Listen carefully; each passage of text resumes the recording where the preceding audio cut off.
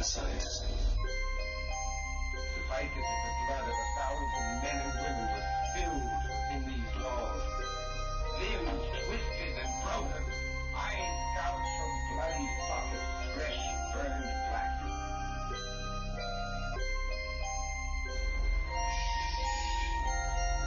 Please. You'll wait for death. In death, there are no accidents, no coincidences, no mishaps, and no escapes. What you have to realize is that we're all just a mouse that a cat has by the tail.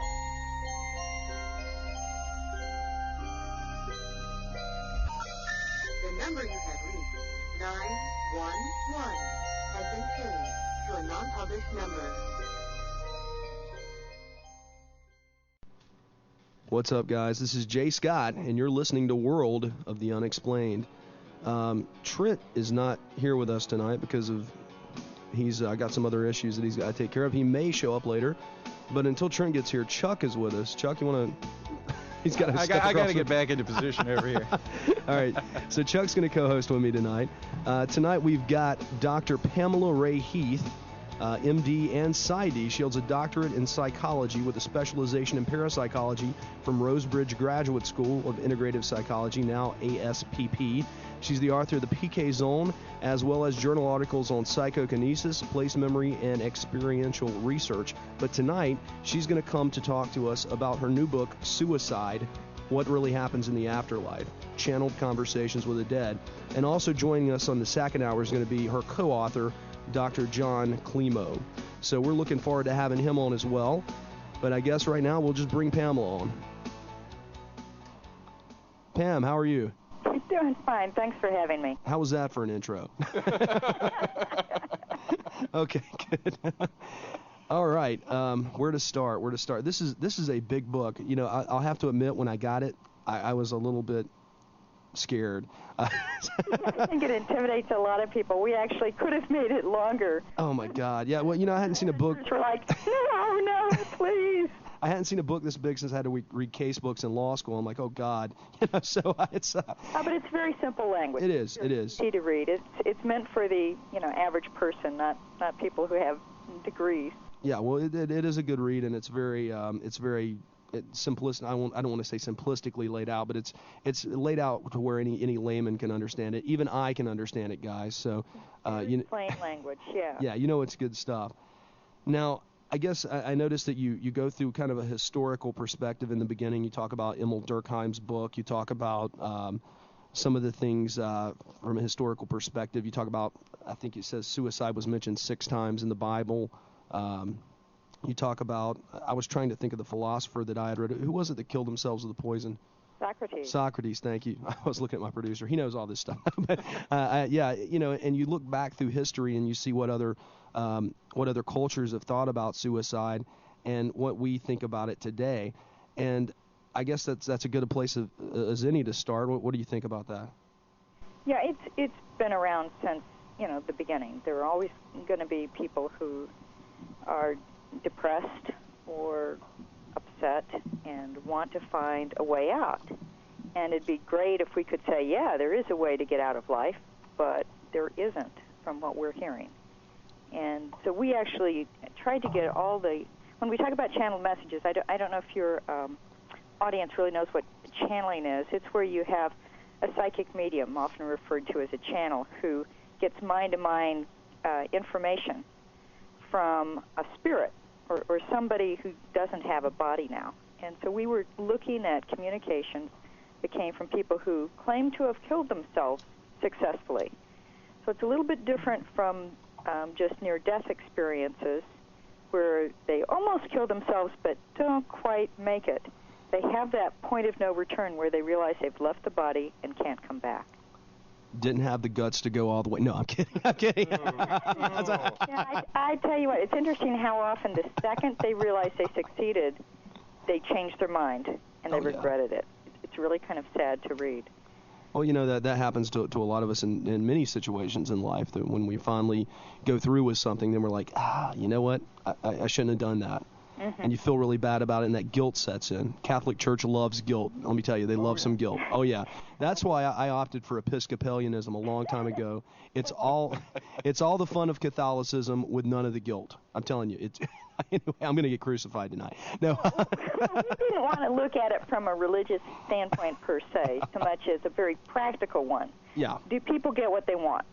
Because if people get what they want, then, then it's okay. The solution. But in almost every case that we looked at, and I'm going to make an exception here for assisted suicides with people who have terminal illnesses. Okay, that's a different group. But for traditional suicides who have a healthy body and they take their own life, and none of them really got what they wanted. In every single case, they came back pretty much with regrets, and they realized there was something about it that they really regretted. And it might have been who found their body. It might have been that, like I say, the second they finished, they realized, oh, gee, I thought I was going to not have any more consciousness. I was going to be, dead, and there was nothing in the afterlife. And they realized, guess what? You take all your psychological baggage with you, and you're still conscious. You're still aware of yourself. So if you were depressed before, you're still depressed. Well, and you hear so many stories about in the newspapers, and I know people that have, committed suicide, and I'm sure we all do or know of someone or somebody that knows somebody that's done it. And we all hear these stories about how the body was found and what it did to the family members that were involved. And it's just a really sad thing. It devastates everybody. And when I say everybody, I mean even the person who killed themselves, because they apparently can feel the emotions of those still living. Just like when you die, you don't lose that connection. If you love someone, you still love someone. Now what do you say to these people that say, hey, you know what, to quote Ozzy Osbourne, no, I'm not going to do that, the Suicide Solution song, but to the whole idea behind the Ozzy Osbourne Suicide Solution, that whole idea behind the song, and the whole idea behind just the actual idea of it being a solution and it being an escape from the pain and the angst and the suffering that they're going through. What do you tell people that think that's the truth and it is an escape for that and an end to feeling a ceaseless sleep, for example? Well, certainly if we believe what we're being told, they say very clearly it's not a solution. You don't escape your problems. If anything, it makes them worse. Okay, and can you give us some examples of that? In some cases, for example, people will commit suicide, say, I'll give you a better one. Okay. Loneliness. People are really, really lonely. It's an incredibly painful place to be. And I think it leads to a lot of suicides, especially around Christmas. Oh, yeah. But when you die, you take all of your psychological baggage with you. You're still conscious, you're still aware, and you're still just as incredibly lonely. Only now, because you're dead, the people who might have loved you or cared about you or reached out to you, they can't see you. You're even more lonely, you're even more cut off than you were before. Now, who are you, these channeled conversations with the dead? Who initiated these? Well, it varies. A lot of times these are books where a parent channeled their child who committed suicide, and they're sort of one-off books. In other cases, they're professionals like James Van Praagh or John Edward, who works as a psychic medium. Oh, John Edward, we know about him. Messages on. But these messages come back.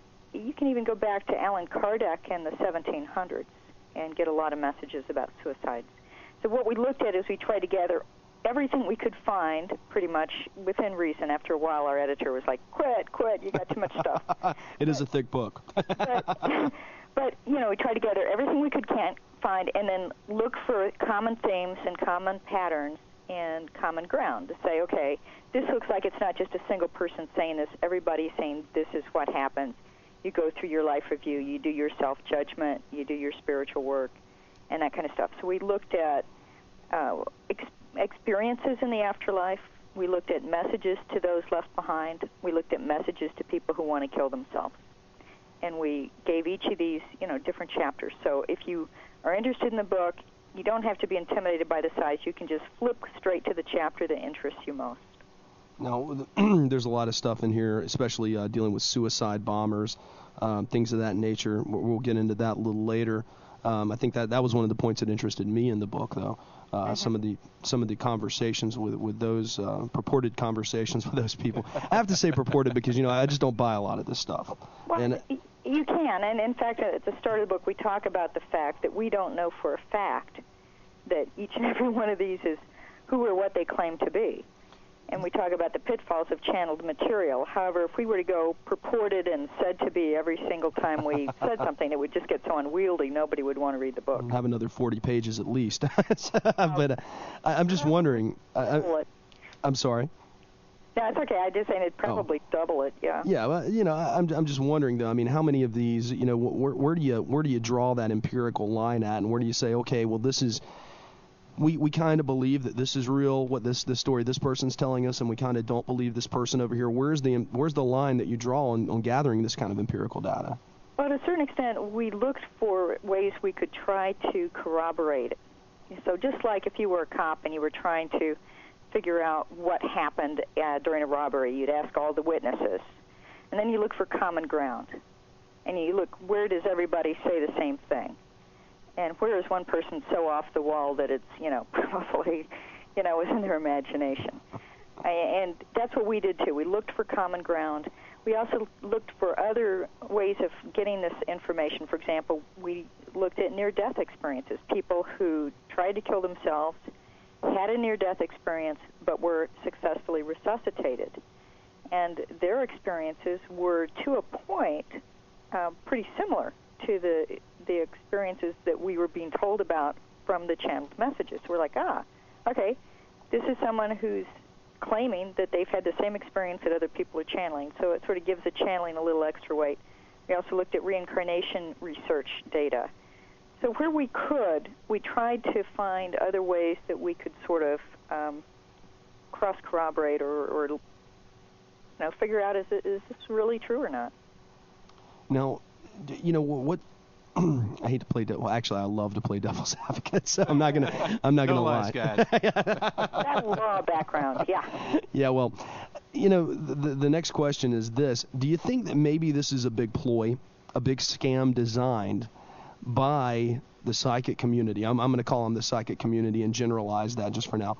But do you think that this may be a big scam, a big ploy designed by the psychic community to send out a message of suicide is bad, you shouldn't do it because it doesn't benefit society at all as a whole, and we're telling you not to do it because it's going to make it, all it's doing is, God, I'm trying to organize my question here, and it's turning itself around. I understand what you're saying. But yeah, do you think maybe that it's kind of like they say the funeral's not for the dead, it's for the living. Do you think that maybe this is a ploy designed to stop the number of suicides, to send a strong, pure, good public message about psychics, where in the past they've had a bad public message spread about them? But you'd be talking about organizing psychics who are not known for really working well together over 300 years in countries around the world.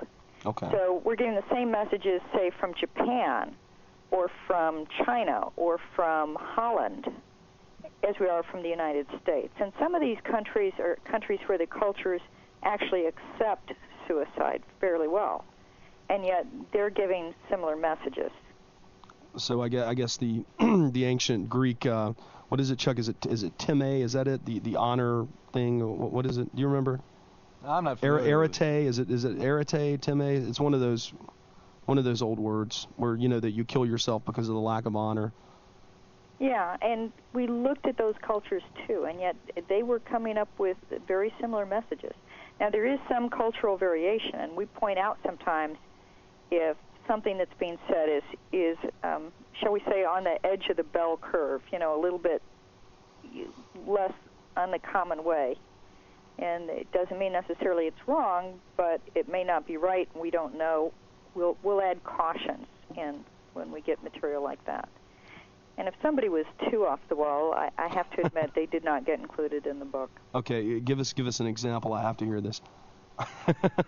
Oh, there's a guy who claimed to channel Shakespeare, for example, who was talking about the women actresses, and anyone who knows anything about history knows that men played the women's parts. So, yeah, very true. It was clearly so historically inaccurate that I could not believe it was Shakespeare talking, okay? What if it was a big conspiracy by the Shakespeare people, though, that rewrote... No, I'm It was poorly written. I don't think it was the bard. So, I mean, so those kinds of things. I mean, if something you read it, you're just like, this is just... I'm not buying this. I'm not buying this cigar. But it's interesting how often these reports are so similar.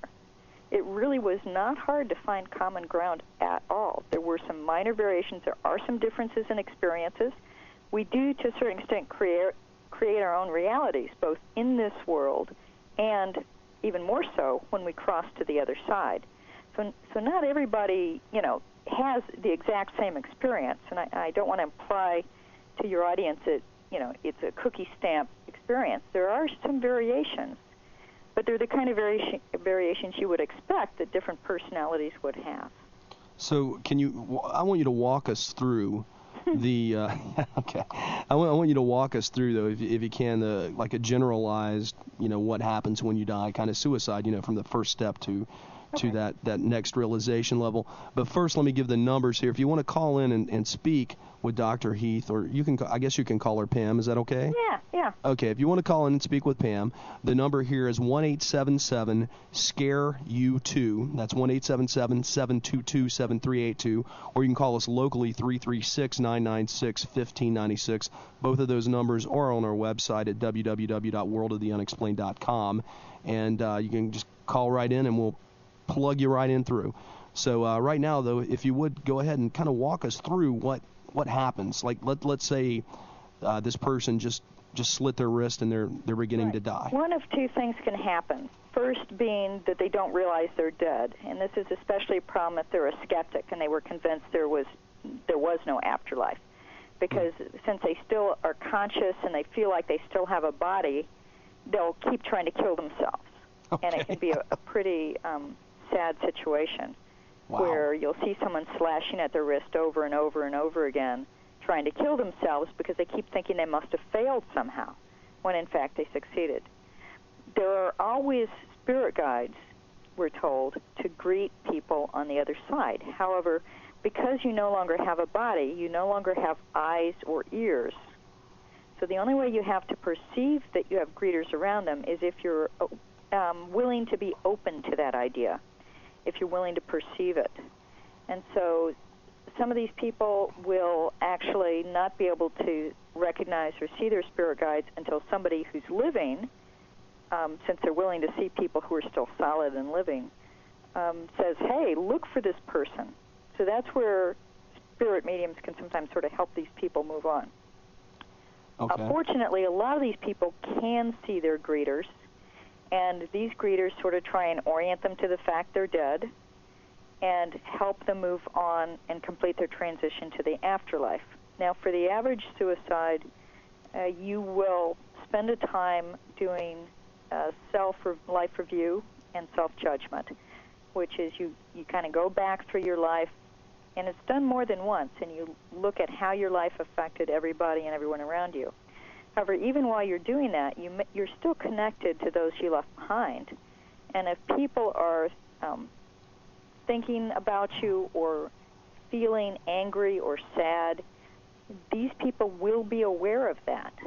They're also aware of if you're praying for them. So there's sort of a plus-minus to that. But they're going to do their life review and self-judgment.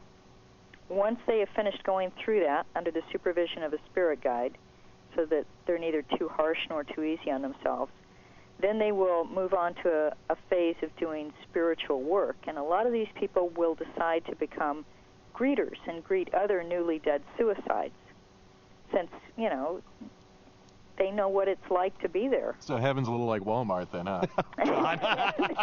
Yeah, I guess. Good one, so. John. How about that? Yeah, the older, wiser heads can often be good greeters. But then some of them, if you believe in reincarnation, will then choose to reincarnate. And that's one of the problems suicides get into, is that usually they have to face all of the problems that they had in their life made worse. You mean if they choose to reincarnate? Yeah, but it sounds like, again, and not everyone believes in reincarnation. I do. But I don't, but that's okay. We'll go with this. Read Ian Stevenson. You may change your mind. It's interesting because they're certainly strongly encouraged to do it, and in fact, there's some implication that with suicides, they kind of toss them back into life a little quicker because they really want them to face what they were trying to run away from. Face it and overcome it to make them stronger people. Yeah, to make them better. They pick these. I mean, we're told that there are reasons for what we face in life, and we're told that we have what we need to overcome them. We're also told if we ask for help, it'll always be there. So, they really emphasize that we're supposed to, take this class and learn our lessons, or we'll have to come back and repeat the grade. Now, I generally go off on people on these spirit guides. It's because I have an issue with them. I have an issue with reincarnation for exactly the same reason. Okay. And that's just basically, and not always. And I'm gonna preface this by saying not always is this the case, but more times than not, what you hear when you hear people talk about reincarnation and spirit guides and things like that. Here's an example I'll use for the spirit guide. Well, my spirit guide's name is, Theodus, whatever, the third, and he was an aristocrat back in 1800 and, whatever, in England, and he was also like the emissary to the, so-and-so royal family that did this, this, and this,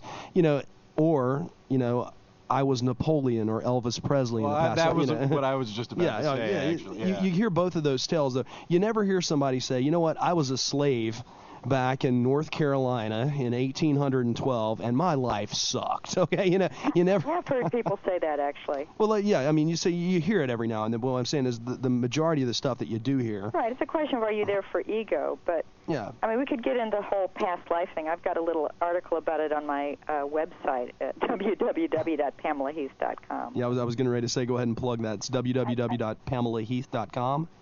I would say if you're on the fence about reincarnation, to start with Ian Stevenson's book, 20 Cases Suggestive of Reincarnation, because he's done some very interesting research. And I've run into, if you talk to a lot of parents who have children under the age of 5, usually they'll have these past life memories about age 3, and they may come up with specific details that you can verify, even be able to speak complete other languages.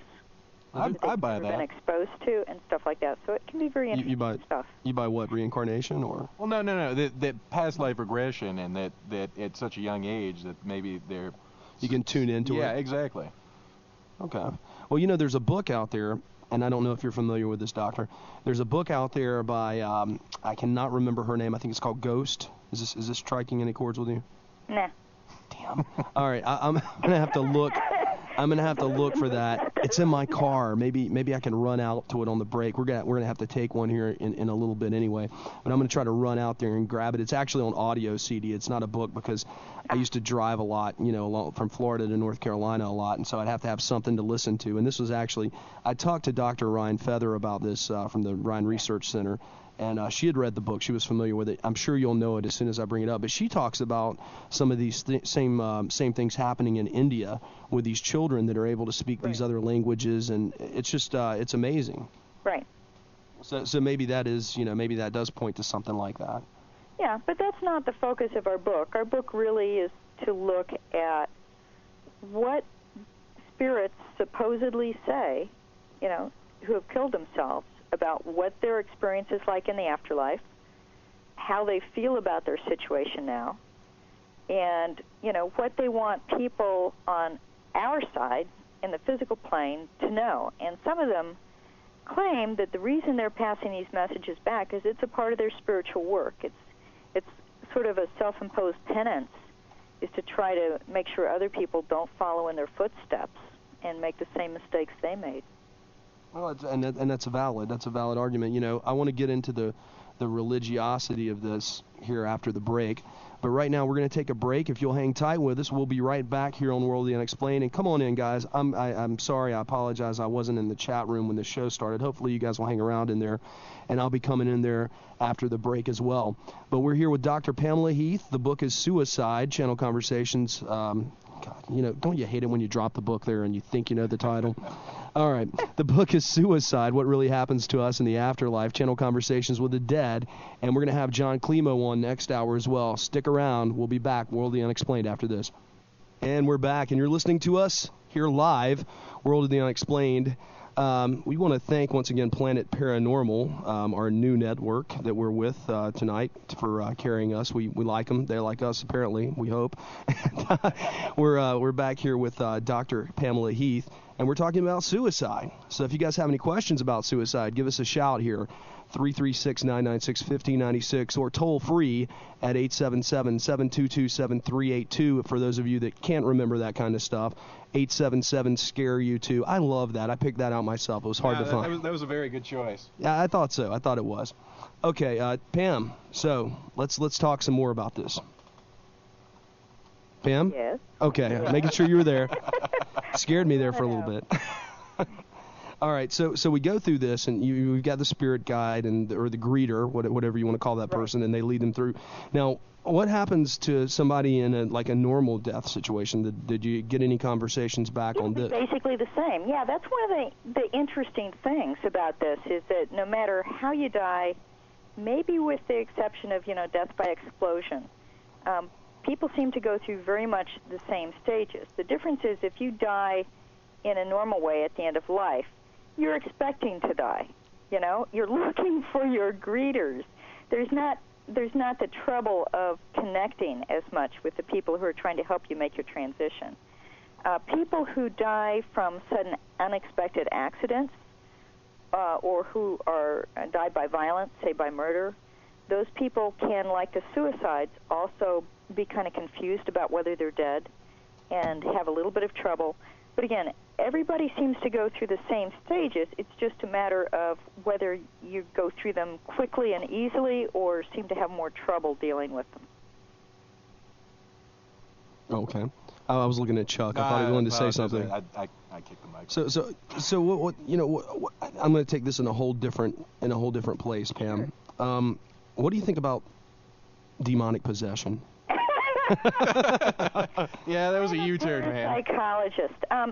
It's interesting because we do talk about possession in this book, and some of the older people, especially Carl Wickland, for example, who was a psychiatrist in the early 1900s, believe strongly in possession, and there are some cultures, such as in the Philippines, that still strongly believe in possession. I would say it's very rare. I have only run into a few people who either claim to have been at least briefly possessed or who appeared to have a spirit attached to them that was negative, shall we say. But in those cases, it was always voluntary. In other words, they had either invited the spirit in unwittingly, doing the Ouija board or something, or they had literally thought that this spirit was going to give them power, so, come on in, take me over. And I've never seen it where it was really unwilling. Most of the so-called possessions I've seen footage of or heard about, the people are possessed by their own inner demons. There's no outside spirit involved. Okay, so you don't believe in any malevolent spirits floating around there just trying to jump in? There are a few. Where do these? I don't think they're common. Where do they come from? Well, the ones I've run into were mostly human beings. You don't change personality instantly just because you're dead. If you're smart, you stay smart. If you're dumb, you stay dumb. And if you're nasty, you stay nasty. I'm still going to be a jerk when I die. You've gone through your life review and self-judgment. That's where people start to shift. And it's after that you'll see some spirits come back and ask for forgiveness. Okay. Things like that. But not until they've done their life review and self-judgment. So if a spirit hangs around and refuses to finish their transition or go into the afterlife or do their stuff, they're going to have the same personality, basically, they had when they were alive. And if it was unpleasant when they were alive, it'll be unpleasant when they're dead. We've got a caller that just called in. And before we take the call, I want to say that I did want to ask you about these greeters in this life review, because you said that the greeters would sit with the person and, maybe sometime they would be too harsh on them, or they would be too, make sure they weren't too harsh on themselves or too lenient in the converse. And we're all our own worst judges. I mean, we're all usually harder on ourselves than we ought to be. So they'll sometimes point out, oh, look at this, you did this really good thing for somebody here. They'll try and bring balance to the situation. On the other hand, for example, with the suicide bombers who tend to have no regrets, they can't just blow through their life review and self-judgment and say, oh, no problem that I killed all these people and left all their families, in pain and anguish, Or they're still pissed off. Where are my 70 virgins? Right? All right, let's go to the call. All right, man. All right. Caller, you're on the air. It's World of the Unexplained. What's your name? Where are you calling from? 70 virgins. Wow, this is an interesting term. Oh, this must be Scott from Omaha. It sure is. How's it going, buddy? Hey, not bad. Great show, as usual. Thank you. Question I have for your guest is there any notion that there could be any sort of predisposition to suicide, maybe that's passed down genetically? I know in some cases that sounds kind of self-limiting, but I suppose someone could get to a certain age, have children, and then commit suicide. Is there any research that suggests that maybe that is passed down through the genes? I would say only indirectly, in the sense that when you have mental illness, such as manic depressive illness, which does have a genetic component, certain other medical conditions have a genetic component, and that can be associated with increased risk for suicide. So it's sort of an indirect thing rather than direct. However, I would say this. One of the things that came up in the past life reincarnation research was that there does seem to be increased incidence of repeating suicide and of being suicidal in this lifetime if you had suicidal previous lifetimes. Scott? Oh, great. That's very interesting. Thank you. Okay, thanks a lot. Question. Appreciate it. Okay, I've got another question for you, Pam. It's on from our chat line, chat room. Chat line. They said that they can't call in, but they wanted to ask you about the movie The Bridge, coming out next week, about suicide on the Golden Gate Bridge, and how we as a society overprotect our people from murder, terrorist acts, etc., and fail to see a problem with suicide. I'm not familiar with the film. Yeah, I haven't seen it either. But we do look a little bit at some of the Golden Gate Bridge research, because those people have had some very interesting experiences. Many of them like seeing a door open, and it's like they're stepping through the door. It's almost a mystical type of experience if they survive it and later talk about it. Wow. And what I would say is I know we're talking about, I'm out in the Bay Area, so we are talking seriously about putting suicide prevention barriers up, but you cannot prevent somebody from committing suicide if they really want to do it. And it doesn't matter if you're going to choose to end your life in a beautiful location like the Golden Gate Bridge or quietly in your bathroom at home. It doesn't really matter. You can't really stop people if they're determined to do it. What you can do, however, which is what I'm trying to do with this book, is make sure they understand what they're getting into. Let them understand, is this really going to give them what they want? I mean, just not from a religious standpoint, but just from a practical standpoint. Are they going to get what they want if they do this? And if they do insist on doing it anyway, let them at least understand what to sort of be watching out for, what to expect. Maybe it will help them have a smoother transition and an easier time in the afterlife. Okay. And let's go back to that greeter situation, though. So suppose that I am a terrorist bomber and I kill myself. Yeah. And I show up and I'm like, okay, let's pass on the, okay, I've seen the life and review thing. Okay, boring. Let's move on. What happens? What does the greeter do to make me feel remorse? Well, it's not their job to make you feel anything, but what they will do is you will have to literally walk in the shoes. You'll have to live as if it was you were the victim, okay? So for every person you hurt, wow, you have to live out their life, their experience, and then you have to live out the experience of every single person whose life was touched by that. And you don't do it just once. What if you're still do it several times? What if you're still a mean SOB when all that's said and done? They keep you isolated.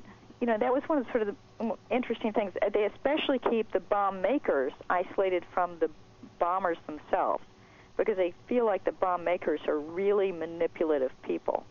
And they actually keep them sort of isolated from other people and from the afterlife a bit, more than the usual. They do it a little bit for everybody, but much more so for the suicide bombers. And they sort of try to sort of teach them gradually, but from what they're saying, these people really have incredibly slow transitions. They may take 1,000 years to go through their life review.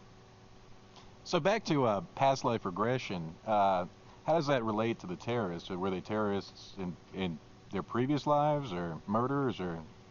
We didn't look at that, but it's interesting that suicide murder actually goes back 2,000 years, and some of the original documented ones were Jewish, and they were trying to win freedom from Rome.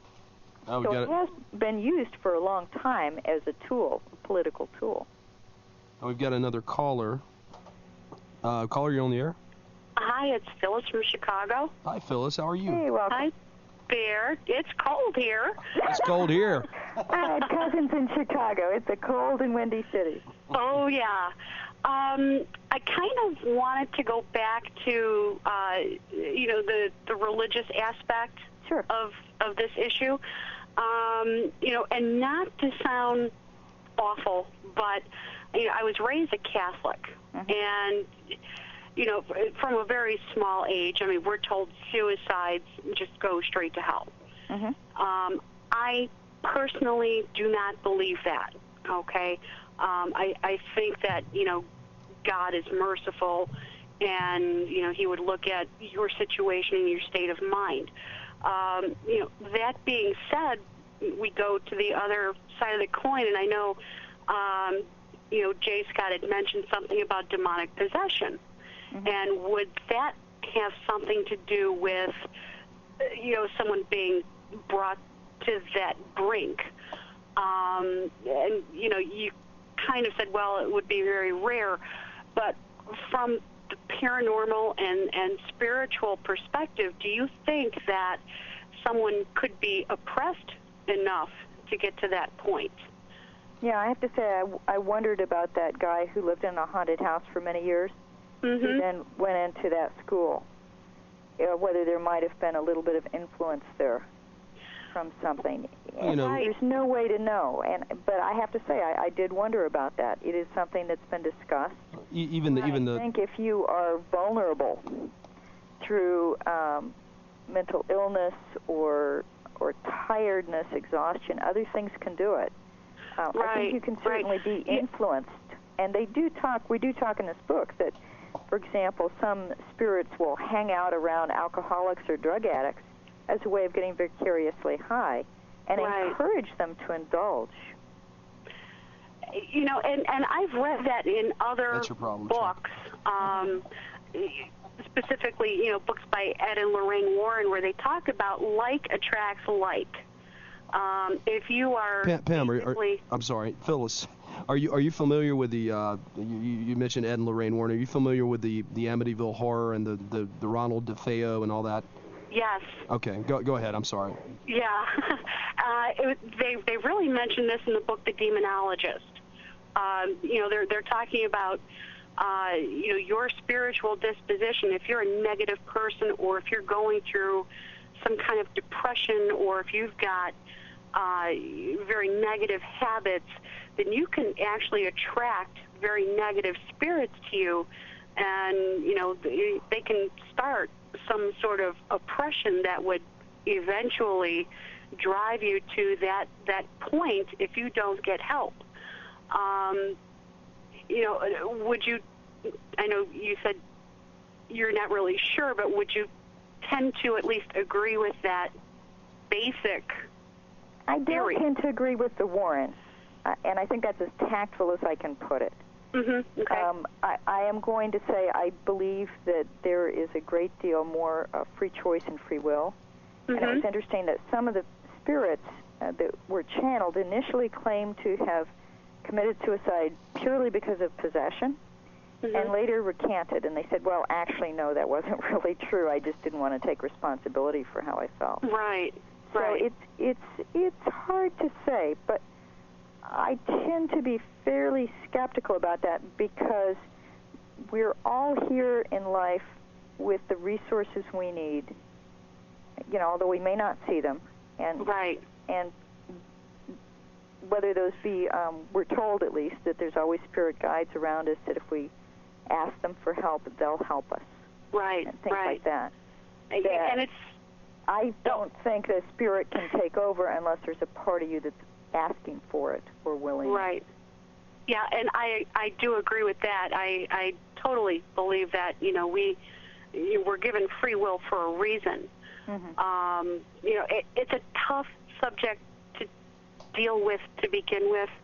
I was mentioning in the chat room that there are two ways that you can look at it. Just from the perspective of just being a human being. On the one hand, you want to feel just so sorry for these people that they're driven to this point of such desperation. And then on the other hand, you just want to, if you could, I would just shake them and say, what were you thinking? How could you be so selfish? Well, a lot of times they are thinking is the problem. Right. They're feeling. They're in Right. great pain. They're great emotional pain. Right. Or they're Exactly. angry. Some of them may be on drugs or drunk. And there's a lot of different things that combine together to tip you over the edge. Right. And I guess the problem is if you could get them sometimes to just wait one more minute or one more day, things would Exactly. change for them. And I'm kind of hoping that if people read this book, and especially that chapter, From Suicides to the Suicidal, that they'll understand that maybe it's worth hanging in there just a little bit longer to see if things change. Right. Did y'all hear that Right. noise? Well, thanks for letting me call in. All right, thanks, Phyllis. Great show. Thanks. All right, take care. Bye. Bye. Did you hear that noise? Yeah, It sounded like I an did. airplane or something. Did you hear that, Pam? Nah. That's on our end. That was creepy. Okay. All right. Ooh. Yeah. And now that we're the only two that heard it, okay. Never mind. It was bleed from the guys listening in at Quantico. Yeah, probably. Our government friends. Yeah. So, wow. Okay. We were talking about the greeters, and we were talking about. I want to make another note though that well, some of our listeners heard it. Apparently, yes, it was an airplane. Oh, okay, that came from Chicago. One of the things that I wanted to say was, I wanted to mention that Ed Warren has passed away, and I wanted to send out the condolences to those people. It was a few months ago, but Lorraine is still alive and kicking. Lorraine's a great lady. I've known her for a number of years. She's a psychic and a very religious, very Roman Catholic person. Real sweet lady. But anyway, regardless of that, going back to suicide. Wow. Chuck, you got anything? Well, you were asking about the greeters. One of the things that's sort of interesting is spirits, and it doesn't matter whether you're talking about ghosts or spirit guides, can appear however they want to appear. And so spirit guides will sometimes appear as people that they feel that we'll accept because we're more apt to see them, to perceive them. So if we're someone that we're expecting or that we accept. So for like the suicide bombers, they would sometimes appear to be a virgin greeting them. Oh my God. Or a holy man greeting them, just to try to get them to finish their transition. So if I as a Christian die, I'm going to see Christ, but it's actually a greeter. Or you might dressed see up. Gabriel with his horn. I mean, there are actually some channeled messages by Arthur Ford and others that say, yeah, with fundamentalist Christians who are convinced that, they're going to see angels with wings and golden harps and all this stuff. They'll literally create that for them. Now, I'm going to come to another hardball question for you. Sure. And this is right before the top of the hour. And then we're going to bring John on with you, hopefully, if that's okay. And the hardball question is this: how do you know that these people that, and I know we talked that you said you were a psychic. We talked about that off the air. How do you know, though, that these people that you feel, that these people that you talk to, that you communicate with, that supposedly are communicating with these people in the afterlife, how do you know that these things that you're communicating with aren't demons, and they're telling you something to dissuade you and move you away. Well, it can be far more simple than demons. It could be coming from their own unconscious. Or yeah, just from their own intuition. belief systems. I mean, we don't have to get involved with the whole demon question. There's no way to know for sure. Okay. You have to look and see, is there, like I say, common ground, or is this something totally off the wall? Is this something where there's some support for it? There was something that did not get into the book, simply because when I was talking to the psychic, we were doing it informally, and she told me about something that was so off the wall. I was like, there is no way this could be true. And I really thought she was way out there, that being a New Yorker, the 9/11 stuff had been too much for her, and she just had gone off the wall with this. And I was later reading in the Islamic Book of the Dead, and darned if what she told me might not be the case. But I wasn't able to get it formally. So you don't know. Sometimes you're talking to someone and you're thinking, or there was Joanna Carroll, for example, was another person who actually was in the book. She's from Sedona, and she channeled one of the terrorists, and he was saying an Arabic prayer. She was trying to sound it out for us. And neither of us had a clue what she was saying, but I wrote it down phonetically as best I could. Again, going back to the Islamic Book of the Dead, that's one of the prayers the dead say, a piece of it. Yeah, well, and I was like, wow, maybe she really was in contact with something. I guess my question... Neither of us knew what it was. My question is, if it's truly demonic activity that's going on, I mean, these demons are going to know everything from creation to now, and they're going to be able to manipulate and play on these things. I mean, how do you know? I'm not a big believer on any demons other than the inner demons we all have. Okay. Speaking as a psychologist. That's too new age of an answer for me, Pam. The poltergeist phenomena where I run into people being attacked by things, it's coming from their own unconscious. It's mind over matter. They like attacking those prepubescent girls, don't they? Well, they have issues. I mean, if you read any of the books about poltergeists, or if you read the PK Zone, it's very clear that some of these people have been psychologically set up for this, and they have a lot of stress, and there's reasons. You can look at what happens to them as being a perfect metaphor from the unconscious, just like if you were looking at a dream. Well, why do you think that it affects prepubescent girls more than any other group of people on average? Oh, well, there's all kinds of personality tests that talk about that. Okay. We don't need to get into that. All right, too much detail. Yeah, well, some men like to affect prepubescent girls too. That's why there's laws. What culture you're in as to what group it is. There are some cultures where it's the boys, not the girls. That must be Greek. No, I'm kidding. I mean, that's a cultural thing. Yeah. And there's cultural influence in that. Fire Island. I'm kidding. They're laws. But yeah, no, I have only run into, and I don't talk about being psychic that much. I have been psychic for a number of years. I've only run into a handful of what I would call truly evil spirits.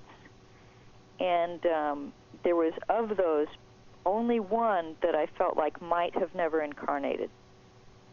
Okay. Which would be, I don't know, would that be what you'd call a demon? I don't know. But most of them are people who are very evil in life, and they're evil in death. So Hitler would be a good example of that. Hitler's interesting. He's never been channeled by anybody that I could find or anyone's known. You just haven't met the right people, Pam. That was something we didn't get into, is that during this transition phase, if you were very ill for a while before you died, or if you died by explosion, there may be a long period of time where your body sort of recovers, and you may be sort of either sleeping or sort of a coma-type state of consciousness, or you may actually sort of see yourself as being in a hospital. And then every time you start to get upset, you go back to sleep, and you sleep for a while, and then you wake back up, and, they're checking you over, and you go back to sleep. So there do seem to be recovery phases for some groups of people that will occur before you get to the life review and self-judgment. All right, well, we're going to take a short break, and we're going to be right back with Dr. Pamela Heath and Dr. Jon Klimo. You're listening to World of the Unexplained on the Planet Paranormal Network. Every Halloween at midnight, The devil simultaneously appears in two places: the high plains of India and a quiet cemetery in Kansas. It's November 2nd, the Day of the Dead. Two federal marshals report to the small town of Shinbone, Kansas, moments after a tornado warning, to transport a prisoner with no past, no identity. He is known only as Sin Jin Smith. Starring Roddy Piper, Richard Tyson, Jonathan Davis, Kevin Gage, Gary Casper, John Philbin, Billy Duffy, Charles Cypers, and Eileen Dietz. Check out the movie that critics are calling one of 2007's most anticipated horror films by visiting www.sinjinsmith.com. That's www.sin-jinsmyth.com. St. John Smith is a Snapkick Productions film, written and directed by Ethan Detmeyer. Coming soon to a theater near you.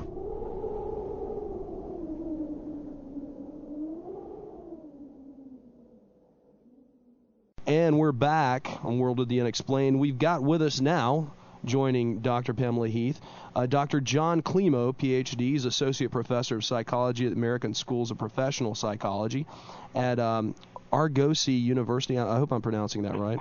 Argosy University in California. He's the author of Channeling, Investigations on Receiving Information from Paranormal Sources, first published in 1987 and expanded into a new edition published by North Atlantic Books in 1998. So, Dr. Klimo, welcome to World of the Unexplained. Thank you for having me on. Thank you for coming on. And Dr. Heath, are you still with us? Yes. Okay, great. Now, can I call you John? Sure, please. All right. John and Pam, or do you prefer Pam or Pamela? Pam. Pam, okay. John and Pam, all right. John, what did you think was the most difficult part of putting this book together? Most difficult part. I think it was yet again addressing a prospective reading audience with regard to the unknown or the unresolved quality about, do we really survive physical death? What evidence really is there? Or can we just proceed with leaving the jury staying out about that it's unresolved, but go on and look at these purported messages from spirit realm and from the spirits of purported suicides, and just work with that without getting all caught up in probably the unanswerable issue of, well, is that really from beyond the grave, or is that from wishful thinking or from people's unconscious or whatever? That's always hard to deal with that. So in the part of the book where we try to address that's a never-ending issue, because some people want it resolved one way or the other. They don't believe there's any survival of death. They believe everything about what they hear about it, and it's kind of a mixed bag. So that's always a problem for me. Okay. Pam, what about you? I really enjoyed doing the research for this book and going through all the channeled material and organizing it.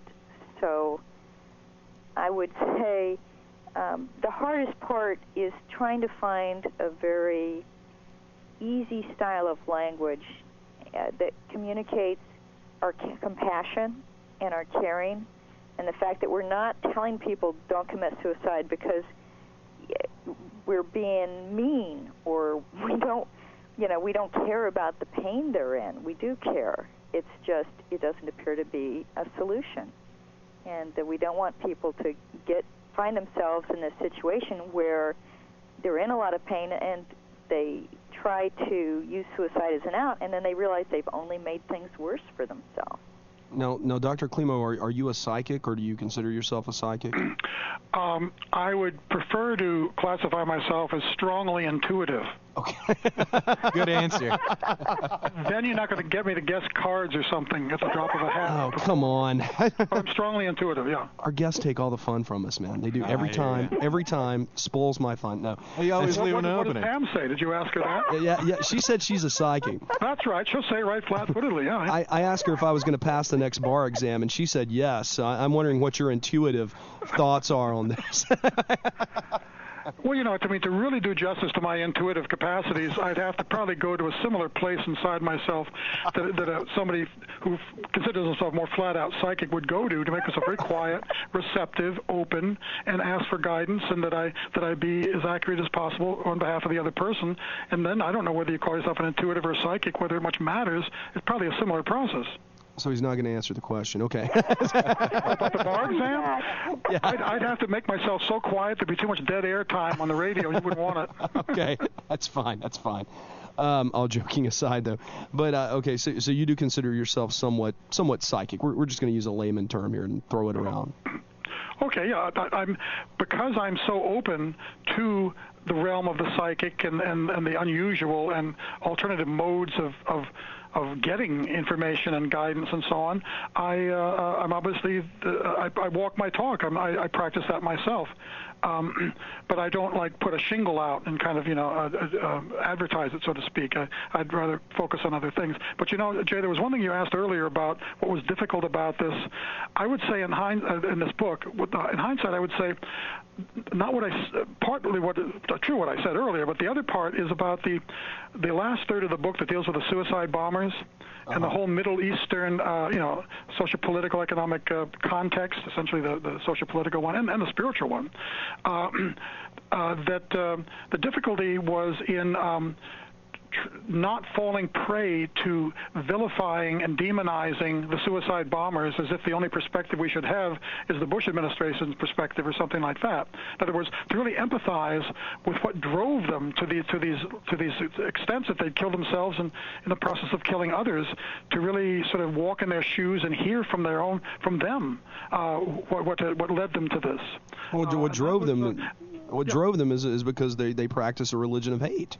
I mean, it's I'm gonna play the Michael Savage devil's advocate right now, but I mean that's really what we're dealing with here.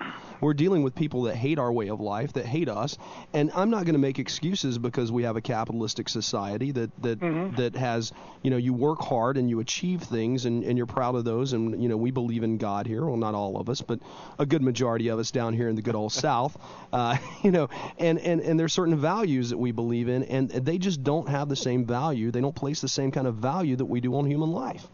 And when you get to, when you lack that kind of humanity, and don't get me wrong, I used to be a liberal until my eyes were open, but the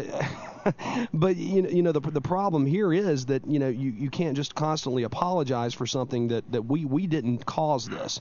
They caused this out of their own hatred. They caused this out of their own non-tolerance. We're not completely not at fault. There's a certain history, a certain. I do hate Bush, though, by the way. That the American administration over the past few administrations has done some contributing to the end of the rope state that some of these terrorists have gotten into, that they feel the only way they can express what they had to express is, unfortunately, in an extreme way that I do not support. Certainly, I don't support. Sure, they can't value life the way they do if they're willing to explode bodies all over the place. I'm not trying to defend that. I'm just saying that there is a history to the Middle Eastern situation, and so that if you really openly read the whole thing, you'd see, well, there is I can sort of see some of the grounds from which they would come, that they'd be so extremely frustrated, so extremely exasperated, and then you can say, well, that moves to hate. I don't know if it moves to hate or just last resort. I'll use my body as a weapon. That's all I've got left, because talking doesn't work. Nothing else works. We're being ganged up on by these bigger powers. No. I mean, I'm not saying that. I'm just saying in society in general, it seems that we're moving to that more. We're living in a society now where we're open to everything, we're tolerant of everything, and that's only going to spell destruction down the road. Well, I would just say that one thing that surprised me in doing this book is that suicide bombers are more like traditional suicides than you would think, and it's that they feel disenfranchised, they feel othered. And a lot of them feel they have no choice. They are basically truly without hope. And so they're very much like traditional suicides in that. And it's just something to sort of keep in mind. Yeah, I'm not saying, and I know what these people are thinking when they go through with these attacks. I mean, obviously, you can probably link them, draw some kind of analogy to the kamikaze war pilots in World War II. Anyway, go ahead, Chuck. You look like you had something you wanted to say there, and I kind of. I was just thinking that we shouldn't let the United States completely off and blameless in this whole situation. We have used I hate President Bush. The entire for the Middle record. East, though, at least for the last 40 or 60 years, is a way station or service station, and allowed despots to rule there so that we could use it in that capacity. No, I agree. I didn't vote for Bush. I voted for John Kerry. I did. I was in Florida too. I was in a swing state, and I was, I had the John Kerry. I've never put any kind of political affiliation outside of my lawn. I had this in front of my house, and the sign got knocked down, and this lady jogger was coming by one morning. I think I just woke up with a severe hangover the night before. I looked outside my window, though. This thing was knocked down in the lawn, and she picked the thing up and put it back on the post. I was like, my God, that tells you something right there, about how rough that election was for everybody. I mean, everybody felt one way or the other on it. Yeah, and I totally don't support President Bush. I never have. And never will. But, I'm just saying, as far as the tolerance issues in the United States, where we're going with this whole, let's feel sorry for everybody, I can understand where they may be now. Of course they're sorry now. I think it's mostly, though, the moral relativism that you're objecting to. It's the same problem that you have with the New Agers. Which is different from simply being non-judgmental. Yeah. Which I think actually is something that the spirit realm does encourage us not to judge others, to worry about dealing with our own stuff, rather than pointing fingers. But one of the interesting messages that came through from more than one medium was that there is hope to an end of terrorism in our lifetime. Now, were you guys, Pam and John, I want to get this from both of you. Were you guys, were you raised Christian? Were you raised Catholic? Were you raised, or were you raised in a more New Age kind of way? I mean, how were you raised, and how's your beliefs changed? Well, for me, first, I would say I was raised in a secular humanist household, agnostic/secular humanist. Go figure it out for yourself. No particular religions. Watch out for those bastards. That's Chuck's brand of religion right there. You're not alone, my friend. My father was very much of an atheist, and my mother was more of an agnostic, and they just let us alone. And we never went to church or anything, but we certainly weren't particularly Christians. But when my father died, interestingly enough, I didn't mention this in the book, I don't think, that he came back about a week after he died and stood by my bed. To my satisfaction, I wasn't looking for proof or evidence, but it was very, very detailed. I can't really go into it much here, except that he was so bewildered because he didn't expect anything after he died. So he's kind of wandering around in this kind of half-lucid dream, kind of panicking like he didn't even know he was dead, which always happens with some people, including suicides who didn't expect anything or were so caught up in the pain before they died that they can't even think ahead. What were you thinking when you saw him? When I saw him, well, I moved into a very, very rational kind of scientific, empirical testing, hypothesis testing gear. It's amazing that I did. I was lying in bed, and he's standing there by the bed, and I looked up at him, and I saw him, and I began to test out, am I asleep? Am I dreaming? Am I lucid dreaming? Am I hallucinating? And I tried to lift my hand to reach out to him, and I couldn't move my arm. I thought, oh, wait a minute. Normally when you're dreaming, you can't move the voluntary muscle systems if they're paralyzed, except for for moving your eyes. And so I figured if I can't move my arm, I'm looking down at my actual body, not my dream body. Because if I was looking at my dream body, I could raise my dream arm and touch him if I'm only dreaming this. Yeah. But I couldn't. I was literally stuck in my physical body, looking through my physical eyeballs at him there in a somewhat normal state of consciousness, maybe somewhat altered. So I was doing all this kind of, what could it be this, could it be this, could it be this? I didn't exactly gullibly fall into, oh, that's my old man. It took quite a while. But finally, I believed it was. No. What's that thing they call it, Chuck? You're sleep probably paralysis. Is that sleep paralysis. It's the same phenomena that happens with the UFO abductions as well. Yeah, there's a relationship there. Yeah, and very often people try to paint the whole thing with one brush of sleep paralysis, whether it's UFO abduction, little grays coming in the bedroom, or seeing the spirit of your deceased father standing by the bed. In either case. Yeah. Okay, Pam, what was your upbringing religiously? Well, my grandmother had taught the adult Baptist Sunday school classroom. Uh-oh. All right, go ahead. But my parents wanted us to pick our own religion. So they encouraged us to go to all the different churches in town and even to learn about Buddhism and Hinduism. So you were a Buddhist for how many years? No, okay. I'm a Buddhist now, but I actually started out Baptist because they had the best donuts and orange juice, and I was not a dumb kid.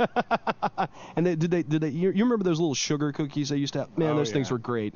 All right, go ahead. We got great donuts and orange juice. Plus, our teacher was the Shakespeare teacher for the university, and you could get him talking about Shakespeare at the drop of a hat. So there we were with donuts and orange juice learning about Shakespeare in Sunday school, so it was perfect. Shakespeare and Jesus, nothing like it. So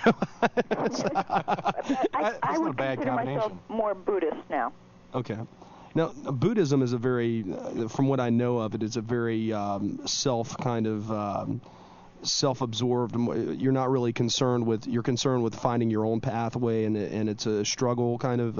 It's been a while since It's not considered an organized religion, or at least. Yeah, like I said, it's more. Yeah. Isn't it more derived from your internal perspective, maybe? It believes in reincarnation, and it focuses on personal responsibility, but that also includes being willing to help others. No, John, are you a Buddhist now? No. I'm a panentheist, not a pantheist where God is in nature. I'm a P-A-N-E-N theist. Panentheist, which technically means I believe that God is immanent in creation, in nature, creation with a capital C, but also transcends it. So it is its creation, but it also transcends its creation, and it is ubiquitous. Everything is God's stuff. Everything is God's substance. I'm also a philosophical idealist, fancy term for everything is consciousness. I believe when you go all the way down, it's not Newtonian billiard balls and physical reductionism as the ultimate reality. It's living consciousness and spirit that comprises everything that is, and that makes me very lonely in our culture because most people do not see things that way. So you're kind of a deist. Yeah, to boil it down. In a sense, I am. I feel I'm floating with a kind of a universal living spirit that I'm part of, and so's the furniture and the inanimate objects and everything. I paint it all with that brush. It's like materialists are going to paint everything with a physical or materialist reductionist brush. I paint everything with the opposite end of it, and I try to live my life that way too. Okay. Huh. All right. Have you guys seen a simple answer there? Have you guys seen the movie Jesus Camp? Have you seen the thing for that? I've seen excerpts from it. Isn't that wild? It looks scary. Oh gosh. It does look scary, doesn't it? I can't wait to go see it. They're not showing it around here. Who would send their kid there? I would. But I mean, look at these kids, man. It's some crazy stuff. No, I wouldn't send my kids there. I'm not big on the. I like to call them the charismatics, but well, the whole idea behind that is to create a whole second generation of suicide bombers here that we can send over there. Oh, come on now! Don't pull an Alan Combs on me. Don't pull an Alan Combs. It isn't just Muslims that believe in survival. In Allah, we've got Christians believing in survival, but it's usually a more constrained story about what happens after you die. And I don't think that the established church really addresses it all that well and explains it all that well. Like the last trumpet, when we all rise out of our graves on down the line at the end of time. It's not very clear. It's kind of a funny story. Well, the Christians don't strap bombs on themselves either and go into buildings full of other children and people. Well, it depends on what era you look at as to whether they did it or not. I mean, I'm talking about now. But no. This is not their time to be doing holy jihad, holy war.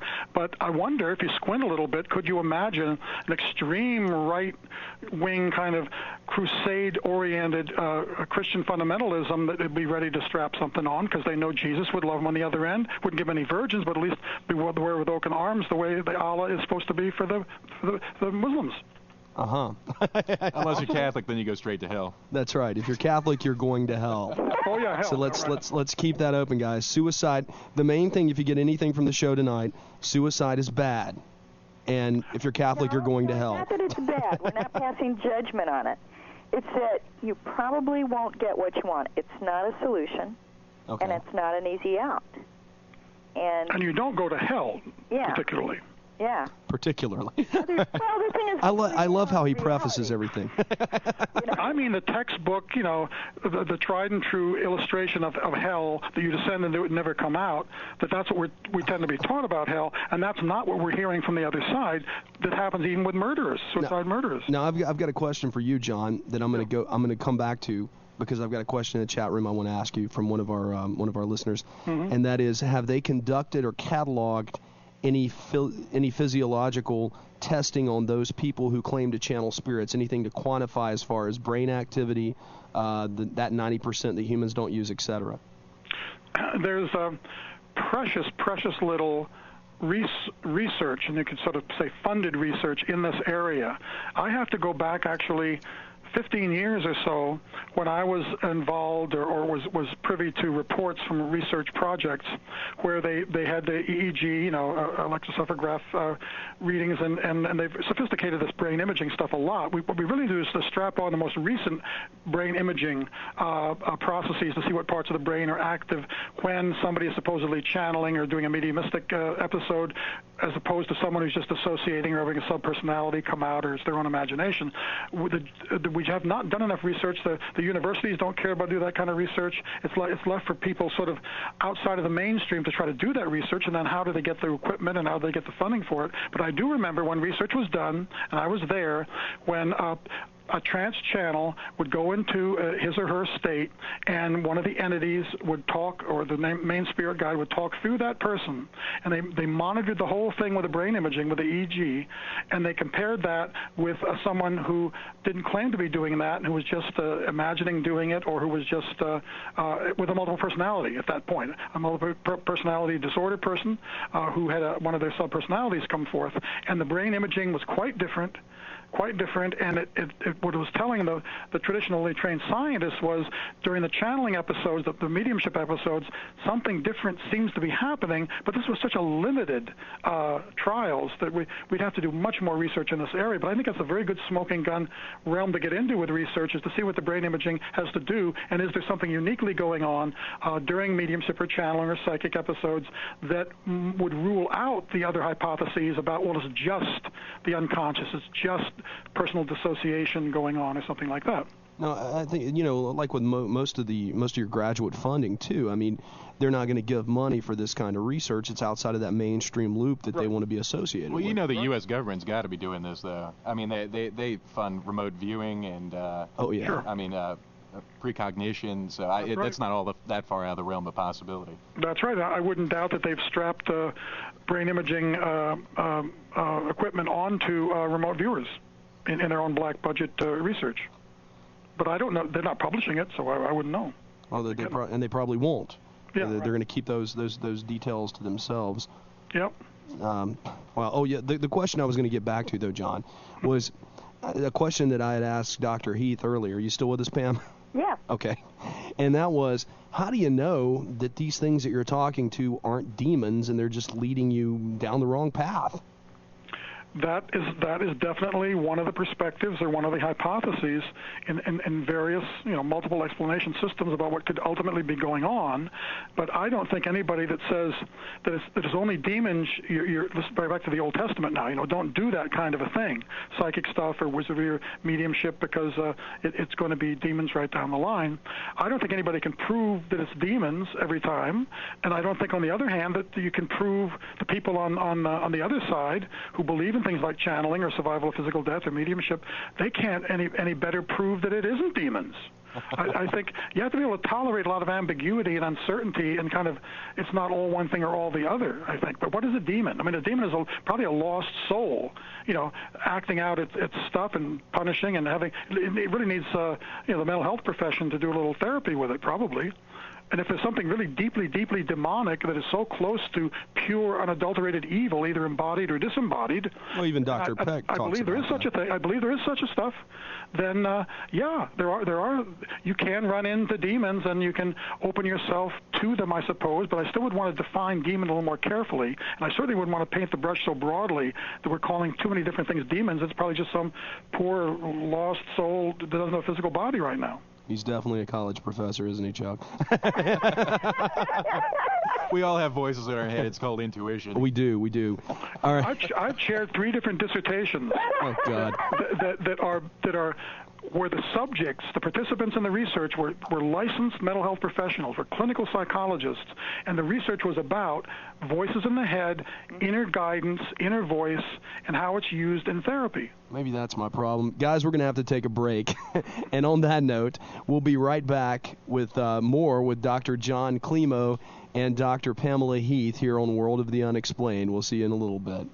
And we're back to World of the Unexplained. You're listening to us here live on Planet Paranormal Radio Network. You can give us, well, no, you can't. We're tying them up. Anyway, you can jump in the chat room, go to worldoftheunexplained.com, click on the chat button, make up a name, and come on in. Some of our party's gone to bed, and some of the party is still kicking, and so come on in, check it out. If you got any questions, just post them in the chat room. Tonight we're speaking with Dr. Jon Klimo and Dr. Pamela Heath about their new book, Suicide. And we were talking during the break about some of the things that I hope those suicide bombers burn in hell. Okay, it didn't happen for me, guys. We're talking about a story with Nuri where they'd actually mentioned that, and the book flew off the desk and fell on the ground. I didn't see it. Yeah, I didn't see it happen either here. But, hey, he's more popular than I am, and that's why. So we were talking about punishment, and we were also talking about... go ahead, guys. You wanted to talk about punishment? The punishment part was that I was talking to somebody once, and when they heard that somebody who had not only killed themselves, which you can have some compassion about, but had killed other people in the process, that they were really murderers, and in the process, and they were intentionally doing that, that the response of the person I was talking to was the fry in hell one. They should be they should just go into a void, into nothingness. There should be no afterlife to enjoy. They should just whatever. And I pointed something out. I said, if you would advocate lethal injection, let's just execute them. I believe in capital punishment. Well, lethal injection doesn't, depending on whether you believe in an afterlife or not, it just finalizes the whole story, whereas life in prison without possibility of parole, you kind of stew in your own juice, and you have to just deal with the repercussions of it for the rest of your natural life, and which is worse, the lethal injection and the pentothal goes in there and you swoon and you go unconscious, and that's the last thing you remember forever and ever, possibly, or you just sit in that cell for, as the decades go by, driving you nuts and having to live with what you did, and no exit. And the point I was making was that from all we hear from the spirit realm, when you commit suicide, you don't get out of your problems. You just procrastinate them, or you have to deal with it on another level in another way and repeat the story until the lesson learning occurs. So there's really no exit from what you thought the suicide would exit you from. But in the other realm about the suicide bombers and the terrorists, you are going to, it's like life without possibility of parole.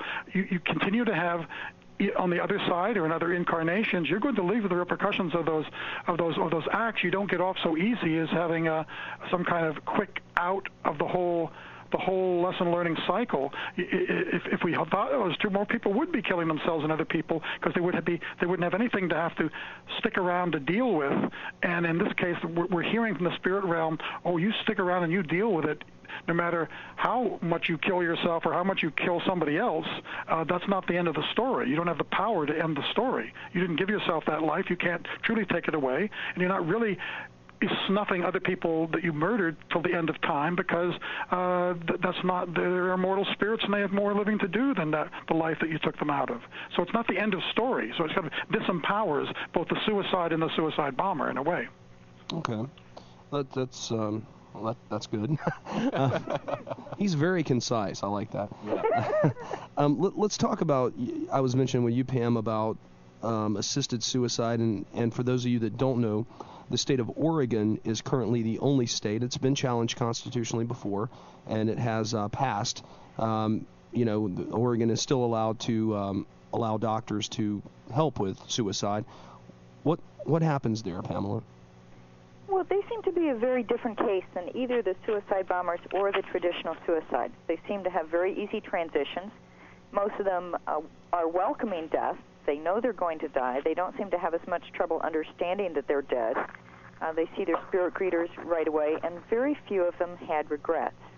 The only thing they would say, they say, we understand if your life is, limited, you've got terminal illness, you're in great pain, you're suffering, or your family is suffering because they're paying money they can't afford to support you. You know, this is a very personal, individual decision each of us has to make for ourselves. But they do say make it very thoughtfully. There might have been reasons why you chose to experience this. There might be a certain amount of gain one can get from the suffering or allowing someone else to take care of you. But if you talk to the people around you and they're okay with you ending your life, and you're okay with it, and you've given it a lot of thought, careful thought, that it's okay, that there are not repercussions, that you will not be treated badly, or you won't have the problems of a regular suicide, and furthermore, that the person who assists you will not be treated as a murderer, which is very interesting and perhaps a little surprising. Well, it makes some sense. I mean, it makes sense that they would have an easier time transitioning, because it's basically a mercy killing. I mean, I don't know. It makes sense that it would be a different case. Not in North Carolina. No, I agree. Or Michigan, for that matter, as Jack Kevorkian found out. Actually, in any other state. Speaking of Kevorkian, I was very challenged a few years ago by someone who was referred to me, who was a fellow psychologist, who was about my age, too. She came to me announcing right up front, I'm a Jewish atheist that doesn't believe in survival of physical death, but I want to kind of hedge my bets, get a little for further input. I'm planning to kill myself. I want to commit suicide. And she told me what the kind of pain she was in, the psycho-emotional pain, not physical pain. And, of course, that's debatable. Can that be more painful than physical pain, or just different kind of pain? But that started 6 months of seeing her every week. And to make a long story short, it reached the point that she wanted me to Kevorkian her, if that's a verb. Oh, man. She didn't want to die alone. She didn't want to kill herself alone. She wanted someone to be with her. And she would get the pills or whatever. And she said, if you really support me, and if you really care about me, this real humanistic psychotherapy, you would sort of be with me. And it took quite a while to go deep into myself about this, and I ended up saying, no, I will not be with you. I will not condone that, and I do not. I don't think you gave yourself that life, so you can't take it away. And I don't believe in suicide in that sense. And I hear the pain you say you're in. It was a complex, kind of dissociative kind of a thing. She was kind of panicking. It was just very hard to be herself and be alive anymore. She was losing her mind in a sense, but she was a therapist, and she knew she could go to other therapists or something.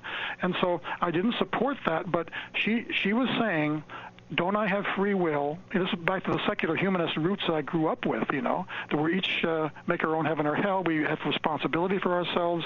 What are these existential angst and freedoms we're faced with? And here was a fellow human being saying, help me, hear my pain, empathize with me, and help me end my life. And I could not do it. But it wasn't like a real knee-jerk quick thing right in the first time she brought it up. I had to really dwell on it and then eventually say, no, I won't help you in that way. No, were you in private practice at this time? No, I'm not a licensed mental health practitioner. I'm a research psychologist, academic psychologist. But other licensed professionals, mental health practitioners, refer people to me when they're kind of tough cases. And she was on a weekly basis seeing her psychiatrist. So I would talk to the psychiatrist often about this. So the psychiatrist and I were working with her. I was sort of a specialist on death and survival, I guess you could say, doing psychoeducation with her, or bibliotherapy or something, giving her things to read and then talk about them. Are you guys familiar with the book? I think I'd asked you this, Dr. Heath, earlier, and I don't think you were. And maybe you are, Dr. Klimo. It was a book by Dr. George S. Ritchie. It was called, I can't think of the name of it now. I want to say it's Beyond Tomorrow, but I know that's not the right title. The name Ritchie isn't ringing a bell offhand. Okay, Beyond Tomorrow was written by Ruth Montgomery. Okay, yeah, that's not the right name of the book, but it's. Hang on, I'm going to find out what this is. I'm going to get online here and find out what this is. While you're doing that, let me mention that sometimes family wants to know what they can do to help suicides, successful suicides. Okay. And there are things that you can do. A couple things that are important.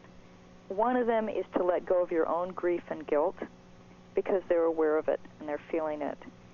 The other thing is you can pray. And it doesn't matter what your religious background is. Heartfelt prayer seems to really get through to the spirit realm, and they appreciate it. It can make a difference. Okay. Yeah, good point. So did you Google Ritchie yet? I am. Yeah, I don't think I spelled it Amazon right. is a quick way to Yeah, if it was talking about a book, yeah. Yeah, I don't think I spelled it right. Hang on, I'm going to try again. Well, while you're doing that, man, I got a quick question. Go for it, man. Go for it. Thank you. Save us. Hey, come on now. I'm reading from my notes here. God almighty. So what's your guys' take on zombies? What? Seriously. Zombies? Zombies. The mysticism around voodoo, Haiti, New Orleans. What's the deal with that? Do you have any theories on that? Pam, you want to start? Well, I would say, having studied PK, and I talk about this a little bit in the PK zone, I do talk about voodoo a little bit. Okay. And they do seem to be able to do real mind over matter things. There are stories by fairly trustworthy sources that people can actually levitate and get stuck up high in trees during ceremonies. That they can be possessed. It's, again, a voluntary possession by spirits because it serves a purpose, they feel. They can make them be able to be psychic and to answer questions, and like I say, and the thing that's really interesting is one of the sort of hallmarks of when real mind over matter is happening is you'll often get batteries drained. And so this guy who kept trying to film this, it was driving him nuts. He was a professional photographer, and he had like 20 sets of batteries. All of them died. Ooh. And then as soon as the PK was over, they were all fully charged again. And that's the same thing you'll see in ghost investigations. Electromagnetism, yeah. Where your camera suddenly, the batteries die, and then when the ghost disappears, the camera is fine again. Oh, yeah, we've had that happen. Take a picture. We've had that happen. Another perspective on the zombies is that we see ourselves, even Christianity I think sees us as being spirits in bodies. In this lifetime, we are embodied spirit. We are spirits dwelling within a body that serves our purpose on this level of density, this physical level. And when we die, we cast off that heavy, dense overcoat of the body and operate on some other level. And when we go out of body, we do that. And in your death experience, we may also loosen the shackles of the body and operate free of it, at least transiently. So, what is a zombie? Is it still their spirit that is partially in the body? Is there no spirit in the body? Is it just a walking corpse? If it's a walking corpse that's got a glimmer of life in it, is it possessed by somebody other than who used to have the body? Did Elvis leave the building? Did the zombie who used to own did the person who used to own the body, the spirit who used to own the body, the spirit's gone, then who's come back into the house of that body and is using it, kind of keeping it alive in a Frankensteinian way? I mean, there's ways to look at disembodied and embodied consciousness in light of zombiehood. And philosophers, by the way, if you look at the literature in philosophy, the zombie stories are used often to talk about consciousness and materialism, and the zombie is a good talking point in philosophy. Serpent in the Rainbow, man. Remember that movie, guys, in the 80s, wasn't it? Serpent in the Rainbow? Vaguely. It was about zombies. Yeah, it was based on a true story, apparently. It's a horror film called The Serpent in the Rainbow. And it was based on... I've heard it. I didn't see it. I've heard of it, though. Yeah. There's very few true story ghost movies out there that have any truth to speak of in them. I mean, I know one of the guys who did one of the parapsychologists, Kerry Gaynor, who did the original investigation for The Entity. The movie's nothing like what, and the Amityville Horror, total hoax. No, I have to disagree. I know the lady that was there. Those people who were there the first time, who did the investigation. I do too, and I'm telling you, she tells me this is Lorraine Warren tells me for a fact this is the way it is.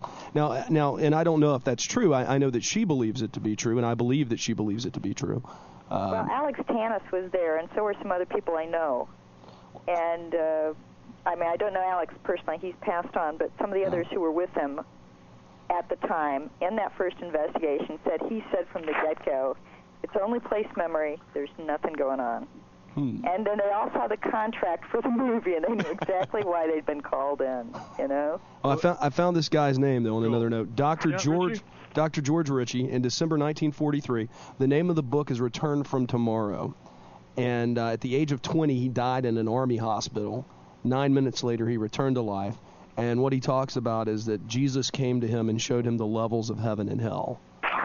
Yeah. You've got to check this book out. Okay, I'll get it. It's an often told story. I mean, Richie's story is, I think Pam and I have read that kind of thing numerous times. The near-death experience is very, very rich. We know PMH Atwater, who's one of the most published authors, and has had her own near-death experiences, which occasioned her getting into the whole field and becoming a researcher in that area. Well, this story is experience. It's a very, very interesting area. This story is supposedly the story that moved Raymond Moody to begin investigating the near-death experience. So I mean, maybe it's something you want to check out.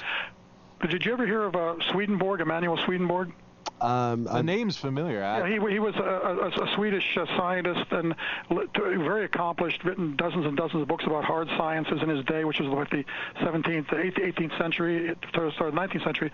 Well, toward the end of his life, he began to experience what he claimed was angels taking him out of his body and showing him during these episodes heaven and hell and purgatory. And he proceeded to write something like 1,400 pages of published book material about what the out-of-body experiences that the angels took him on to show him essentially what Richie was being shown in 8 minutes. Well, 4 minutes, but yeah, wow. Okay, who's counting? No, I'm sorry. I think it's 9 minutes, actually. I was just joking, but yeah, I think it is 9. But wow, 1,400 pages, my God. Yeah. What's wrong with these people? There's Swedenborgian churches around based upon his writings. There's a church for everything. Just go out to where you guys at, California, my God. Detailed, yeah. It even looked at suicide by the women in India who were emulating themselves on their husband's funeral pyre and things like that. So it's sort of a much more detailed look at suicide than many writings. What about, fun time. What about the, have you guys had any communication with anyone that says, that claims that they've spoken with anybody famous, Elvis, JFK, Oswald? Apparently not Hitler. Yeah, apparently not Hitler, but any people that you guys just said, whoa. Chris Fleming of Dead Famous feels he's really connected to some, not all, but some. Chris is on our network, actually. His radio show's on our network, actually. Chris Fleming. Yeah, Spirit Talk. Yeah, Spirit Talk. He's contacted a few, and it's sort of interesting. Sometimes they'll come through and they'll claim to be a celebrity, and he doesn't buy it. And other times, he's felt like with John Wayne, he felt like he really connected. He was on John Wayne's boat, which is pretty well known to be haunted by Wayne. Wow. And I felt like in my channeling book, in the new edition of it that came out in 1998, I have a section on different people channeling the spirit of John Lennon. I wouldn't make it a habit calling me that. A leading band member and kind of a celebrity himself. He's a bit older than me, and he's working on a book on that. But he also, in the process, was contacted by something like 9 or 10 other people, all claiming equally to be channeling Lennon. And it's interesting to compare what the various Lennons are saying, and do they corroborate with each other. Ruth Norman. Is some people may know the Unarius books. The Unarius is more UFO considered very often, but she was very prolific. She wrote about 100 books, Ruth Norman, and she was a channel of sorts. Some people think she was just making it all up, or was a fertile imagination, but she was a specialist in channeling the deceased spirits of many, many scientists, like Nikola Tesla, like you almost name the famous scientists from about the late 1800s through the mid 20th century, and she's got long treatises from them. They were quite technical sounding, actually. They're not famous, but some of them were fairly famous. But who knows? The more famous somebody is who's supposedly being channeled, this is the channeling source, the more I'm suspect about it, because I think it has something to do with ego and with fame and with the person on the earth sides. But also in the spirit realm. I mean, because if they want you to listen to them, if they want to get you to pay attention to them, they might feel that you're going to listen to them better if they tell you they're King Arthur than if they say you're Uncle Joe. Jesus Christ, too. That'll get your attention. Yeah, this is Jesus. You got Jesus Christ on the line here. Watch yourself. And it's some hotline to heaven. Somebody drank himself to death, 60 years ago. Those poor celebrities can't even escape it after death, huh? You still got people hounding all over you. It can be from the spirit pretending to be someone they aren't, as well as wishful thinking, shall we say, on the part of the medium. Oh God, I got a great thing from the chat room. I've got to say it. Okay. Does all this greeter stuff mean that Fred Sanford's greeter was Elizabeth? What? Well, how does that go? So the greeters, we were talking Sanford about the and greeters, Son. yeah, from Sanford and Son. They're greeted by spirit guides. Yeah. Oh, yeah, greeter on the other side. Yeah. Yeah, it was a joke. It says, does all the greeter stuff mean that Fred Sanford's greeter was Elizabeth? It was a joke. Anyway. That was a heart attack bit every episode. Yeah, he's like, oh, it's the big one, But Oh, okay. never mind. All right. What's interesting, Academics. sometimes, they may be animals. They're not necessarily people who are greeting you. It might be a puppy dog or a kitten. So Somebody who's afraid of people. I guess the question, who's been hurt. do all dogs go to heaven? I mean, do you believe in animal spirits as well? I know my friend Joshua P. Warren just wrote a book about animals in the afterlife, and I was wondering what your views were on that. Well, there are stories of people on this side re-experiencing their dead beloved pet coming back to them, just like it's a human loved one coming back to them, and they get certain evidential stuff from it too. But you can never, how can you tease out that they just stop wish fulfillment and projecting and stuff?